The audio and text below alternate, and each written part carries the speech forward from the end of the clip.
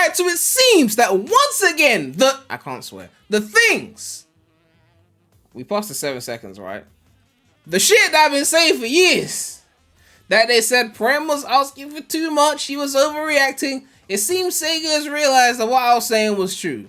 And the reason they realized what I was saying was true is because all I was saying was shit that they were doing before in the 2000s.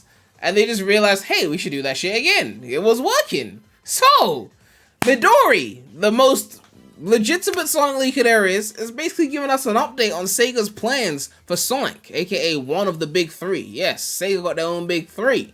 We got updates on Sonic Rumble. We got official updates from the official Sonic Twitter talking about Sonic X Shadow Generations, including a brand new event in July. So we're gonna get to all this right now. But subscribe to the channel already. Please make sure to subscribe, okay? So what are we talking about, right? Midori's giving us a lot of meat, alright? We already know we got the Rumble reveal. I already did a reaction to that. It was 6 days ago. Man, the reaction kind of bombed the views for an actual Sonic game reveal.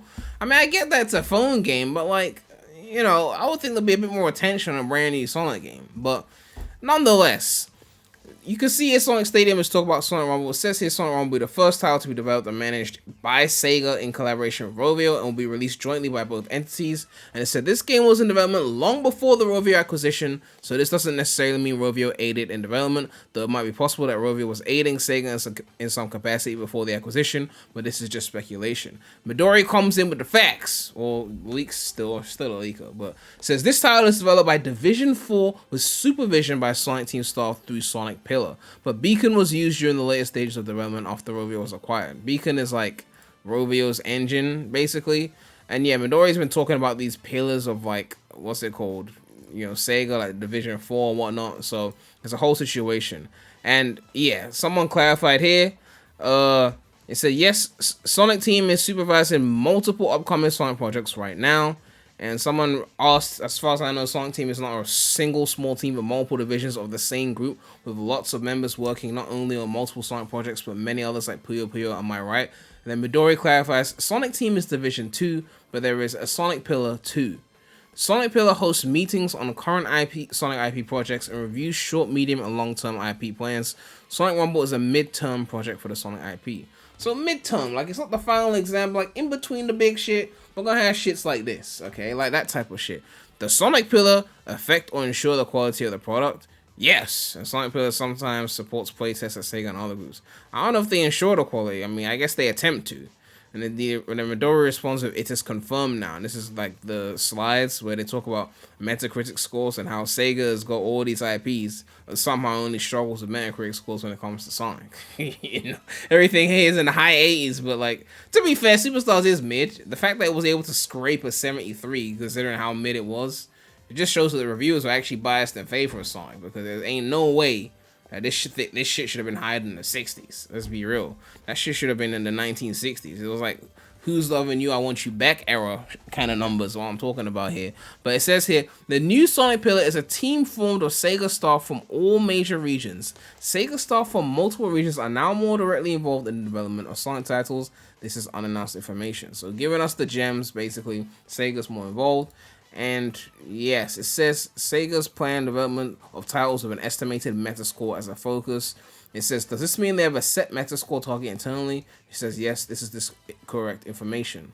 So yes, they have Metacritic targets. That doesn't really mean shit as long as unless you don't hit them. Like, it's kind of irrelevant. You could aim for 80, but still get 70, you know? So it's cool that they're aiming high, but do they know what's required to get there? It's like saying, I want to be a billionaire so freaking bad, but you don't have to become a billionaire. It doesn't matter how much you want it. If you don't learn the steps in the process, you're not going to become one, right? It's just, we want 80. I want to get a Metacritic must play so freaking bad. Cool. Can you make the heat that gets that, though? I don't know. You know, anyway. Official Sonic Twitter says, join special guests including Daddy Zook, Kirk Thornton, and Stephanie Scher at our Anime Expo panel all about Shadow and our upcoming animation Sonic X Shadow Generations Dark Beginnings. Send your questions here by 31st May for a chance to be answered in the panel. And you can see this image here, a new era of Shadow, Sega Present. You know when they put Sega Presents, they proud of something, right? Because remember they put that shit for Mania, but they didn't put it for Forces in the trailers? Shedding light on the ultimate life form. Sonic X Shadow Generation start beginnings happen July 6th in Petrie Hall. I'm guessing somewhere in America. Anime Expo, they're going to answer questions about the prologue animation, and obviously it's in July, so by then we would have gotten new footage of Shadow Generations, which we'll probably also talk about at this event. Of course, I'll stream my reaction to it, but yeah, it's just like a standard event. There'll be a panel, there'll be questions, tidbits, you know, breadcrumbs, whatever the fuck. And this is the voice actress for Maria in the animation. This has nothing to do with the movie, for the record. That's a whole separate thing. But yes, this is pretty much the event. You know that Kurt Thorne's going to be there, Stephanie Shea, as well as Alan Wan, Kevin Molina Ortiz, Christopher Luck, as they discuss all things Shadow. It's in LA. Those who in attendance will get a first sneak peek of the animation, but it will be live streamed, so we'll still get the sneak peek as well. So yeah, pretty much solid. I've been looking forward to the event. It'll be fun, but I'm more so looking forward to the gameplay, which we'll get before then, because I mean, we're gonna get something by June, right? Like within June, we'll get gameplay. That's the E3 month or E3 season month. I know right now Jeff Keighley murdered E3, so it doesn't really count, but you know what it is, right? Anyway, this is the big one. Midori giving us the plans on Sega. It says here, the current plan at Sega is to make Like a Dragon, Persona, and Sonic annual franchises through new titles, remakes, and remasters, DLC expansions, and other media. I think this is unannounced information. So if you don't know what Like a Dragon is, that's like the Yakuza shit, basically. So they got the Yakuza, they got the Persona, and they got Sonic. That's their big three right now. But it does not mean a new numbered Persona title is releasing on each year. Spin-offs are also counted as new titles, of course. The quality of Persona series should not change because multiple titles are developed at the same time across multiple years. The current stage Persona entered development. You guys don't care because I don't talk about Sonic, right? Let's keep going into the Sonic shit, right? Someone says, yep, they're officially Sega's big three now, and Midori says this is correct information. Like a Dragon, Persona, and Sonic are called the main pillar brands at Sega. And this is something I was talking about because Midori is confirming we're going to be getting annual releases, right? And if you go back to the 2000s, we were getting annual releases, if not more than annual releases. There was no year where nothing came out. Even 2000 had shuffle, right? Like every year we got something. And I used to say this shit all the time. And meta era babies who remember the droughts and nothing more. Drought and then Lost World, drought and then boom. Those aren't a drought for Lost World, but you know what I mean. Droughts and then mid. Or like, they can't release more stuff because it will affect the quality. Frontiers took 5 years and still had the same quality issues that past Sonic games had that came out in 2. Okay? Like, that's just how Sega are. If you have enough teams, enough people doing different projects, you can have more frequent releases, right? That doesn't mean that the quality is going to be better or worse. It's about the resources. That's all I've been saying, right? God. Anyway, there's a bunch of questions that were asked and Midori responded to them, so I want to actually get some of these answers. Is this the same with Sonic? Are Sonic spin-off projects also planned? Yes, and there are plans for spin-offs on service platforms, including Apple Arcade and Netflix for the Sonic series. So we got, obviously, a Sonic Dream Team, which came to Apple Arcade, so that counted as a release. I don't know if Mania on Netflix counts as a release, because it's just an old game again, you know, but we're getting Sonic Rumble this year anyway, so we're getting a release this year on top of Sonic X Shadow Generations. Like, releases are coming out. It's starting to look like that 2000 shit again. You remember in the 2000, you probably don't remember, you're probably too young. You remember in 2005, 2000, within a 6-month, within like a 3-month period, right? It was like 3-4 month period. We got Shadow the Hedgehog and Sonic Rush released on the same day. They said we're giving you a Shadow 3D game, a 3D Shadow game, but you want to play as Sonic? We got Rush on the same day. So on your home console, you got a joint. On your handheld, you got a joint same day. You want to race as well? 3 months later, Riders out. Like, back to back. They did it back to back. Like, this was no joke. And now it's looking like we're getting back to that shit. And do you know why? Because the multimedia saved the franchise. The multimedia came out, the movie came out, and Sega realized, wait a minute. This franchise that we've been fucking up for years with mediocre releases, it's actually not the franchise's fault. It's not Sonic's fault that we're suffering. It's our fault. You're putting out mid-releases and people don't care anymore. And the movie came out, was actually fucking decent, and people started caring about Sonic again, and they were like, hold on a minute. They never stopped caring about Sonic. We were just putting out mid. What if we actually started ramping up and actually putting out some shit that's decent, you know? I mean, Superstars was still mid, but I mean, Frontiers was pretty decent, right? They could have done better, but, you know, we're getting to the point where they're starting to see the value of Sonic again, and that's why we're getting that 2000s level output. Because if something is working, they don't stop doing it and they don't slow down. This is why The Simpsons is still airing. This is why Family Guy is still airing. This is why SpongeBob is still airing. It's not because it's not working. It's because it's still working. The only reason the output of Sonic slowed down in the Meta era is because they couldn't figure out how to make Sonic work. And that was their fault. It wasn't because Sonic itself was losing popularity due to Sonic not being cool in and of itself. It was just the fact that the things they were putting out were not keeping it relevant. That's all it was. And that's all I was trying to say throughout the droughts in the 2010s. And people were like, stop complaining, Prem. There's no drought. We got a Sonic toothbrush and a Sonic condom released. And no, okay? Seriously. God. What else is there?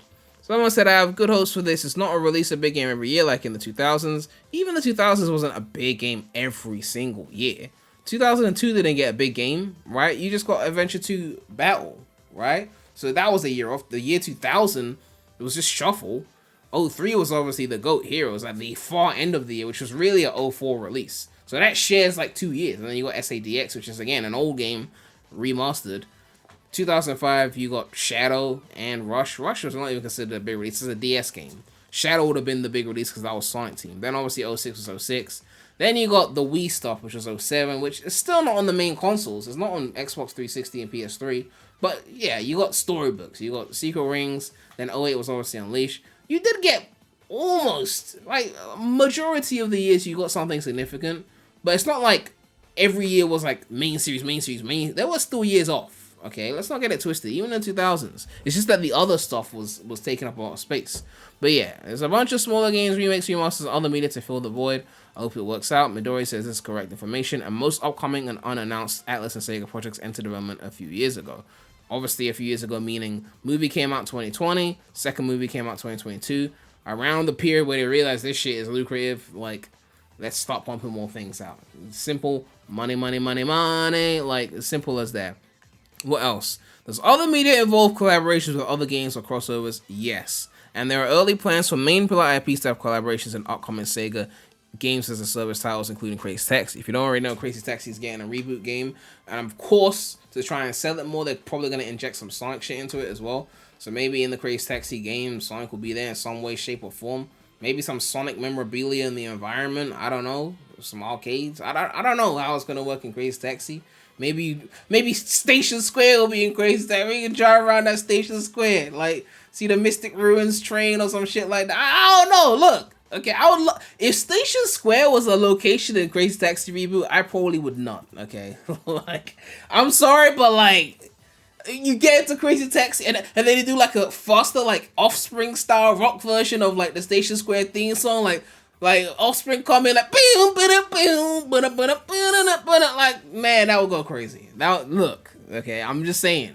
I love Crazy Taxi. If you don't know, I love Crazy Taxi. So that's why I'm fanboying right now over Crazy Taxi. Anyway, well, another question. Will they be main entries into each series or do spin-offs? Okay, spin-offs count, we know about that. Can you say whether quality control is going to be a priority for the annual release strategy? Midori says quality management is a main priority for the main Sega Group IPs. I'm not saying Midori lying.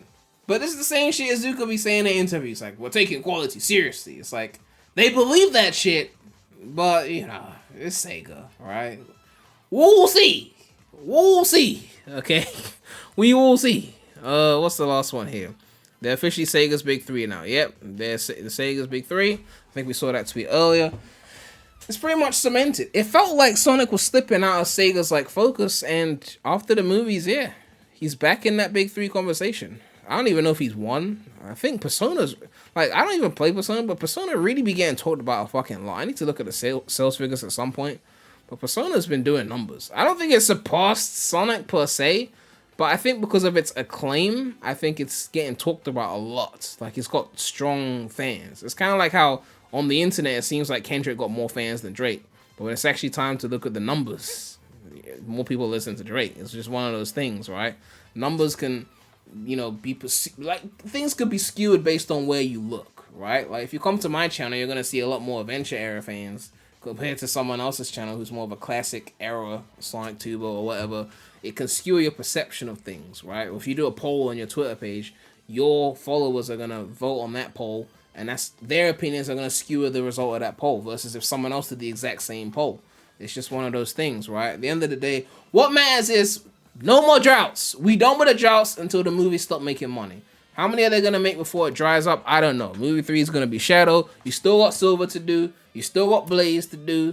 You still got which other prominent main character is there? You got Shadow. You got Silver. You got Rouge. Someone claimed that Amy was gonna be in the Sonic movie trailer. I don't know if that's gonna happen. I hope it does, but I don't know. Anyway, we'll see what. Let me know what you guys think about all this, man. It's looking interesting for all of us here with the Sonic the Hedgehog, and I'm looking forward to seeing that Sonic X Shadow Generations gameplay, and hopefully it's not mid. I'm looking forward to seeing what we got for Sonic. I'm looking forward to hopefully trying out Sonic Rumble in less than 2 weeks if I actually get the early access. I don't know if I will, but yeah, that's pretty much it. Are you looking forward to the reveals? And of course, make sure to like, comment, subscribe, hit that bell. More content coming soon to the channel. But that's all I have to say right now. So, the Premy out.